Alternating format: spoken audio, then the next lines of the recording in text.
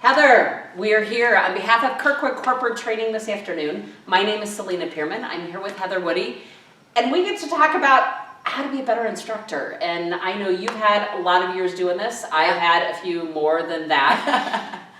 But we're going to look at some questions and see if we can at least impart some lessons learned, so not only can anybody else watch this and maybe learn from some of our blunders. Totally. But really, maybe each of you think about, what do you bring to the classroom? Whether your classroom is on a job site, whether it's in a formal training room, what is our role as an instructor and a facilitator to help other people learn? So I guess that's what we're taking on with some questions, right? I love it.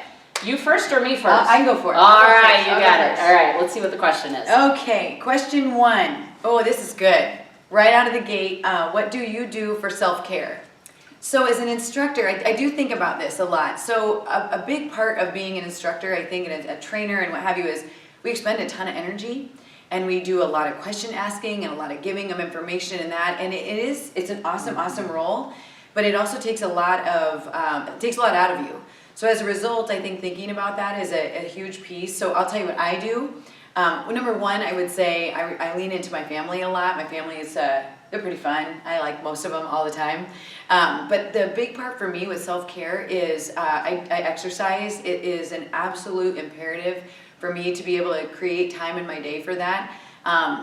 As a result of needing the energy in the session, that's kind of where I get my energy. And I would also say the second piece of self-care is who I surround myself with. So I'm so blessed to surround myself with, other great constituents, other great consultants, people who are just in our corner all the time. I think I cannot say enough about surrounding yourself with right people as an instructor and a facilitator, and working with people who are, they're kind of on that same tenor. They want to do great work as well as you. So those are 2 things I would say right out of the gate are imperative for great self-care for me.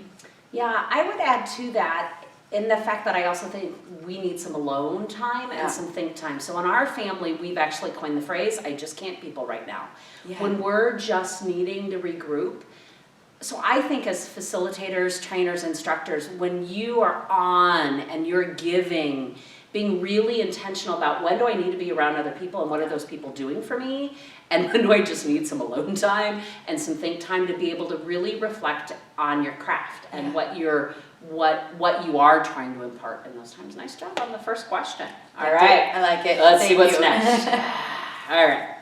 We have, what is the most rewarding part of being an instructor? I love the moments when I can look out to a class and just know it just hit somewhere, right? You can just read it. It's kind of using the phrase, you can hear a pin drop. You just see that in the participants when they're just processing, and it's always the stories that come back, right? It's the moment later where you run into somebody and you just knew that it might not have been something one of us said, but they took it and they owned it and they applied it, and you just know it made a difference. And I really think that's the reward, right? This is not easy work. I think there's a myth out there that says, if you know it, you can deliver it. No, it's really trying to get it to mean something to them. Yeah. And when that clicks, that's the best part. Yeah, super profound. I would agree 100%. I don't think I could say that any better. Those moments are what keep us going when something does click like that, and whether it's, again, like you just said, whether it's something that we know and we can see that happen, or they come back years later and say, I sat in that class and I took something away that day that I didn't know I would get, and it has changed how I do things in my work life or my personal life. And to me, I think that's huge. And what's so cool about it is our role as facilitators and trainers is like giving people the best. That's our job. Give them the best we know and make sure that we're fueling and feeding. But when that comes back, because it doesn't always come back. We don't know about those things sometimes. Yeah. When it does, you're like, yes, that worked. That worked out. So I would agree, 100%. I have to admit, though, even with a sense of humor, even the grouchiest person sitting in the back of the room, when they can walk up to me after a class and go, well, that wasn't as bad as I expected, I'll take that win, too. There are days you just have to take the win where you can. Yes. So, there's just all sorts of reasons why people are in the on-the-job training or in classroom training, and I also believe you got to meet them where they're at. Yeah, so totally. Being able to give them whatever those tools and resources are that we can impart, and let them carry that with them and see how it fits for them. Yeah, totally. Yeah, definitely one of the best parts of being an instructor. Yeah. All right, you're up, your draw. All right. Question. Where do you draw your inspiration? Oh, this is easy. So many things. I would say I'll speak to maybe 2 or 3. Honestly, I have been very fortunate in my life in some way, shape, or form to be exposed to great people. And I said that earlier in the self-care piece, but I kind of go back to that where, I mean, when I get to learn from you, and I wouldn't say that if I did not mean that, when I get to learn from you, and I get to work with Barb, I get to work with Paulette, again, other people in that sphere that not necessarily always think like we do, but raise your game, that inspires me to keep doing this. I think the improvements that people are making that we get to be linked to, but even more importantly, they take a little nugget and they turn it into something, that inspires me. I get super stoked about that. And I will, where I started in my career was having purpose. My purpose to do this work inspires me. I want to make sure that the contributions I'm making to other people in their lives have meaning and value. And so I know that inspires me. And it's not that it's me inspiring me, it's the purpose of going out and making an impact in some way that's gonna help somebody's life. That inspires me. Just to keep doing it. And there are many times where I've stepped back and said, oh gosh, are we still doing that? And some little gift, somebody will come and say, hey, I want you to know that mattered. Like, that inspires me just to keep going at it. So yeah, that's what I would say. Yeah, nice job. Let's see what's next. Okay, good. All right. Oh, here we go. When working with a tough student or a difficult situation, what is your inner voice saying to you to guide you through it? Well, what our audience may not know is, I think between the two of us, we have a number of voices, but yeah. What is it saying to us to guide you through it? I think one of the things that I've learned from you over the years is just really that power of presence and owning it. So some of the things I've learned about from you, even in your classes, of just that being present and owning it right here, right? Yeah. And so that inner voice, to me, I have to manage it first. Yeah. But I'm constantly assessing, what can I do to be of value to this person right here, right? Because there's so many things with a difficult situation or a student who's just got something, difficult behaviors going on, or maybe not engaged. As an instructor, that's on me. I can't change what's going on, but it's up to me to facilitate. What can I do to be helpful to them right now? And so my inner voice is always looking for options. Yeah. I'll try this, I'll move them around. I'm always reading the classroom. Is it because of who they're sitting next to? Is it because we haven't moved around for a while? Is it because we need to take a break? Is it because there's something on their mind that's so preventing them from learning in the moment that I'm not going to do anything to adjust for that? So I would say my inner voice is asking a lot of questions to say, how can I positively impact this right now? Or what do we need to do to manage that? So do we need to take a break? Yeah. Step away? Do we need to have a conversation? Come back? What is that? I think spot on. And I think a little bit of wisdom that was given to me years ago, and I wish I could remember who shared this, but because I did struggle with that. I struggled with, how do I manage that person? And then we as human creatures sometimes make that about us. And sometimes it is. It could be about what I'm saying or how I'm presenting it. But what helped me a lot in partnership to that is the 2 words, I wonder. And it was, I wonder what's going on. I wonder what's causing that. I wonder. And it kept my mind from going into a judgment zone about that student or that table that might be distracted or what, to I'm gonna ask more questions. Maybe I need to go and ask that question. But staying away from judgment and then asking that question allowed me to stay present in the moment and then have a plan to manage that a little bit. Love it. Good. Your draw. Okay. It's a little nerve-wracking. It's exciting. Okay, what is the most challenging part about being an instructor?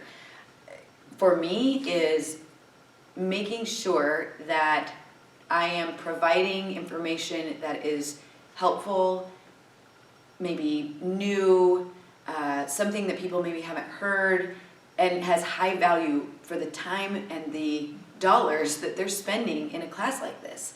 So that my greatest challenge is making sure I'm pushing myself so that when people leave a training, they go, that was worth the time.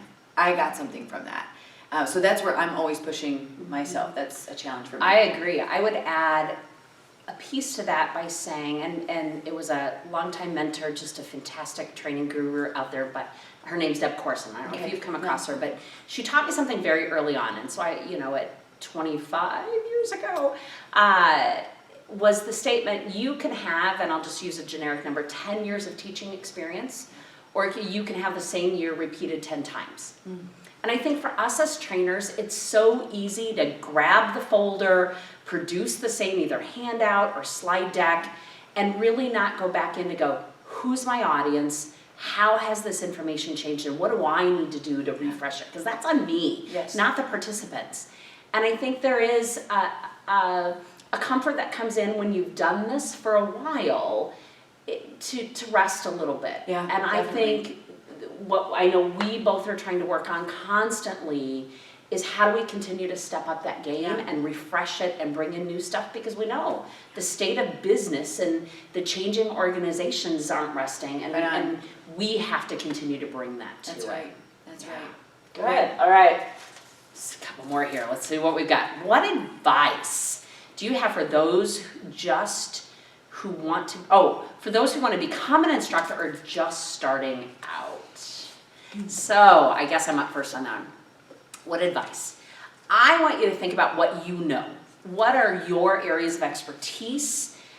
What are you most confident in? And then start with small chunks of that and really hone that. And then maybe broaden it to another piece. People are investing their time and resources to come get information from you. So be really good on that. I think the other side to that is you're going to mess up.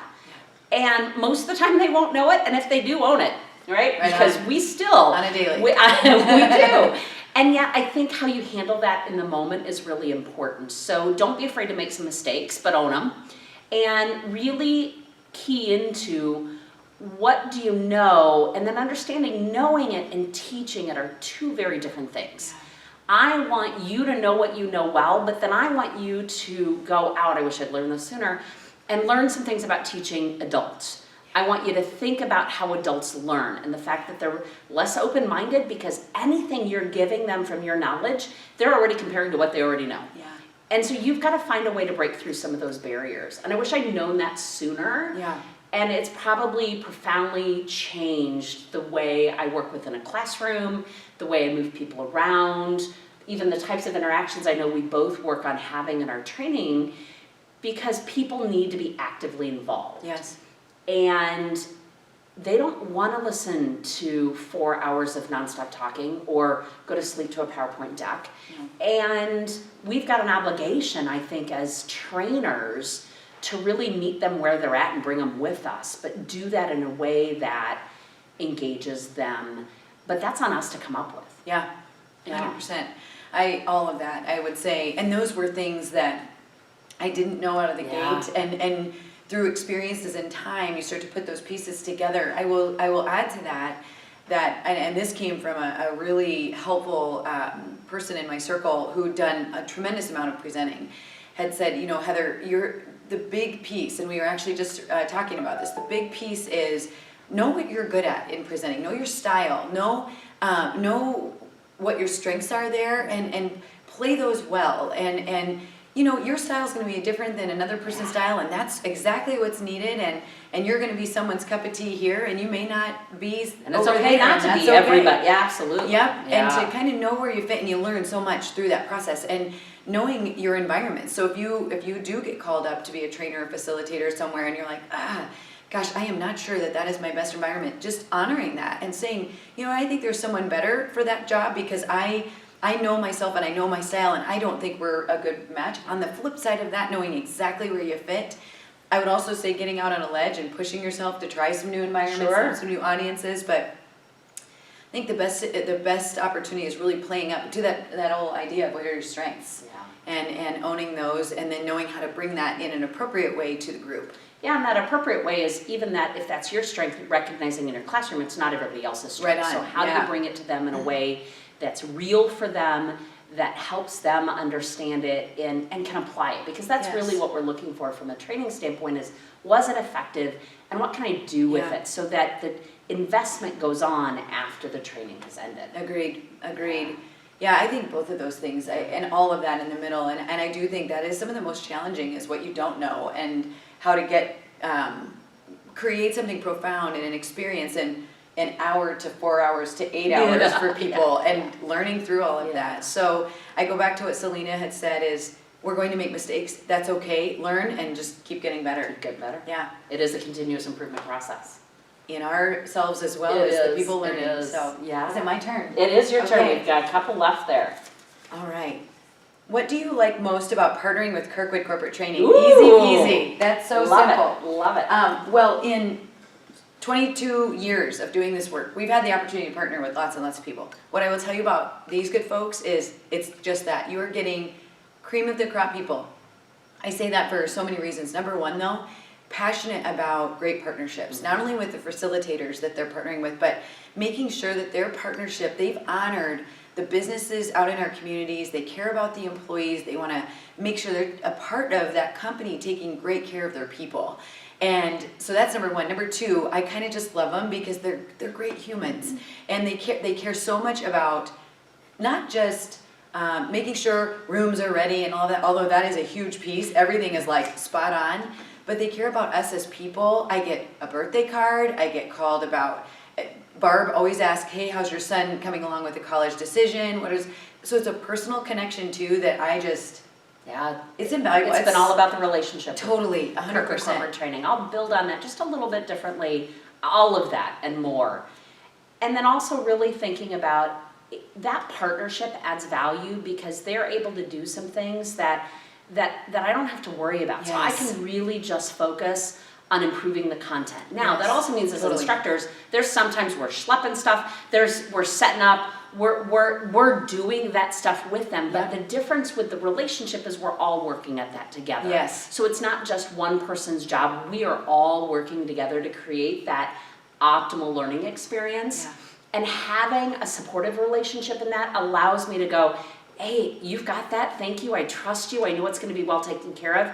Here's what allows me to focus on what I do best. And I Agreed. just really appreciate that team approach. I agree, and I think as you were just saying that, Selena, the thing that it's an interesting thing being in your own business practice, Yeah, right? yeah. And so you spend a lot of time on your own. You're out in front of people all the time, but you spend a lot of time on your own. So I see all of these people as my teammates. Yeah, they're extensions of our Yes. our coworkers, They right? are, Yeah. and it's especially, I just think it's a tremendous opportunity working with these folks, very Yeah, sincerely, yeah. so. They have been some of the best of the best, Yeah. no doubt about it. Yeah. All right, what else do we have here? We have, have you ever had moments where you doubted your choice of becoming an instructor? Yeah, I would have to say, there are just times where, I think you mentioned earlier, if it's not a good fit, if for Yeah. some reason right now, this just isn't the space where I can add value to this client. Yeah. Because if I don't recognize those sooner, then usually if the fit's not there, then I'm like, what am I thinking? Why am I even doing this? Or just when I get stalled out, when I don't feel like I'm being helpful or adding value, I think are the moments I probably dealt that the most. And then that next one comes along and I'm like, that helped. And we're here to support the journey Yeah. of organizations and businesses around the region, and not always is it that fit. And I think I need to remember those moments, Yes. and that's often when I call you and go, Right. you wouldn't believe the day I had. And I think as instructors, we need to be able to share and support each other in that too. Yeah, I couldn't add anything more. I would agree. My situations are exactly like that, where I've stepped back and go, how do I change this? Should I continue doing this work? And it can rock you. And so everybody's gonna have those times, and I think it's that's a normal part of the Yeah. process, but I agree. And for new instructors, I think it's really important for all of you to remember, you're gonna have doubts. Yes. There are gonna be things that don't go well, and be true to yourself in that. Accept the feedback, receive it well, figure out how you can learn from it, and not everybody should be an instructor, or Right. maybe it's not the right time for you to focus on this, because there is a huge amount of energy that comes with this, and you gotta do the work. Yeah. You got to do that to be able to be effective in the classroom. Just because you know something, you have to be able to pair it back to the adult learning and being effective Yes. and continuous improvement. So I do think it's a great reminder that when we're doubting ourselves, I really try to go to gut of why is this happening? Is Yes. it because I wasn't prepared? Is it because I rushed something? Is it because this isn't a good fit? I really try to go to kind of root cause of that. I think that's great. I agree. Yeah. All right. Okay. All right. Knowing what you know now, what advice would you give yourself when you first started your career? Knowing what I know now would be to trust myself more in the capacity of what I do know, what I can do. Also I would add the attachment to that would be to be more confident in myself. But again, I think that sometimes comes with the chances you take and the wisdom over the years. But if the question, to serve that question, it would be to have confidence, to continue to love what you do. There's a reason why you're wanting to do this. And most likely it's something that is just, you're passionate about it. And to let that shine, I think that would be another piece. Yeah. Not be so guarded early on, to just be passionate about what you do, to put your best foot forward. I know those probably don't sound like maybe extremely helpful, but if I think about myself when I first started, I was very nervous and more guarded and didn't quite have the confidence maybe I needed. And so I would go back to that, to trust that. Yeah, I think one thing that stands out for me is I needed to probably be open to feedback a little sooner. I think there is something that comes with the desire to teach or the desire to help, that you want to offer that, and yet there isn't a class I know either of us teach anymore that we don't learn something every single session. Yeah. And being open to that and really embracing the fact that through Kirkwood Corporate Training, there's multiple avenues for feedback, and to really soak that up and understand how you can receive that and use it to make you better, at least ask better questions of what you're doing and how you improve, because this isn't easy. No, not at all, but I love that. That's great stuff. All right, last question for this round. Uh-oh, I forgot about this one. What book are you reading now? What am I reading right now? This is a good question. I just finished a really, so I don't read a lot of fiction, and I managed to pick out a really bad fiction piece, so when you read a book and you're like, I just can't not stop doing this, but so that was Shangri-La. No offense to the author, but sorry. Lost in Shangri-La. It was in World War II. On the business side, or that side, I'm actually doing a lot of work around change management and organizational grief, and how we mourn kind of this relentless constant change and how we work through that in teams. So there's a couple of really interesting books that have been around for a while. That I think, so I'm doing some work around organizational change and letting go. It seems to be the theme of recent books. Ooh, that's awesome. I can't wait to talk to you more about that. So I will tell you what I'm reading, and it's actually serving both personal and professional. So I was listening to a podcast one day, and it was actually Tim McGraw, and he was talking about his transformation in his life over the past 10 years and kind of a hole that he was personally in. And not that I was in a hole, but I thought to myself when I stepped back, keep fueling yourself personally. And that shows up in other capacities. So I'm reading Grit and Grace by Tim McGraw, and it's surprisingly great. And so I'm taking some of that, and I'm thinking about it in my life, and I'm thinking about how we bring that to other people and some of the questions that he asks. So I'm really loving that book. It's pretty awesome. That's great. Yeah. Well, this was fun. It's super fun. It was neat that Kirkwood Corporate Training asked us to do this, just because, as instructors, sometimes it's hard to take that pause and go, what keeps us moving with this? And, for future instructors or new instructors, really how to keep pushing on that and how to keep making yourself better. So thanks for taking the time. Thank you. It does reaffirm that we actually do need our own TV show. We do. All right, we're going to podcast coming. Stay tuned. All right. Take care, everybody. Yes, Best you. wishes.